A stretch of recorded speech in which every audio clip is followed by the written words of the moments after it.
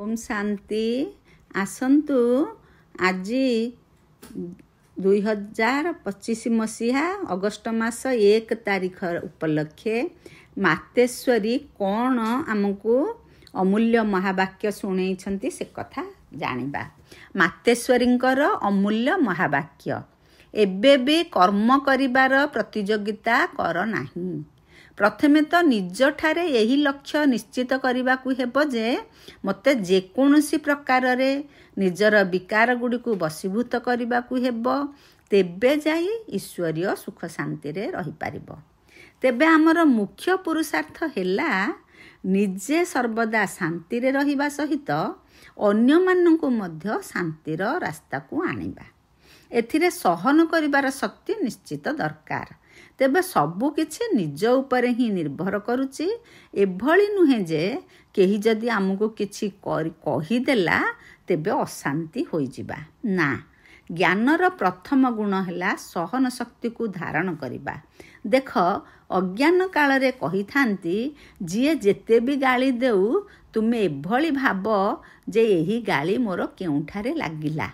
बरं जी गाली देला से निजे तो अशांति होई गला, तांकर हिसाब किताब निजस्व बढ़ीगला, किंतु मु भी अशांति हेली। किछि कहीदेली तेबे मोर मध्य विकर्म होई जिवो। तेणु एबे आउ विकर्म करिबार कंपिटिशन अर्थात प्रतियोगिता करिबार नाही। मते तो निजर विकर्म को भस्म करिबा को हेबो, नुहे कि आहुरी अधिक करिबा। एही बळी आम्बे मान तो जन्म जन्मांतर विकर्म करि आसीछे एवं दुख भोग करि आसिलु। एबे तो आमको ज्ञान मिलुछि जे एई पांचटी जाक विकार उपरे विजय प्राप्त कर। विकार गुड़िकर मध्य बहुत विस्तार रहिछि। ए गुड़िक बहुत सूक्ष्म रीति रे आसी थांती। केबे जदि ईर्षा आसीगला तेबे भाबी थांती ये जदि एभली करिला तेबे मु काहेकि न करिवि। एहा ही सबुठारु बड़ भूल। मते निजकु तो अभूल करिवार अछि। जदि केही तुमको किछि कहुछि तेबे भाबिनियो जे एहा मध्य मो पाई परीक्षा अटे। मो भितरे केते परिमाण रे सहन शक्ति रहिछि। जदि केही कहूछि मु बहुत सहन करि सारिलिणी, किंतु जदि थरे मात्र उत्तेजित होई गल तेबे शेषरे तो फेल होई गल ना।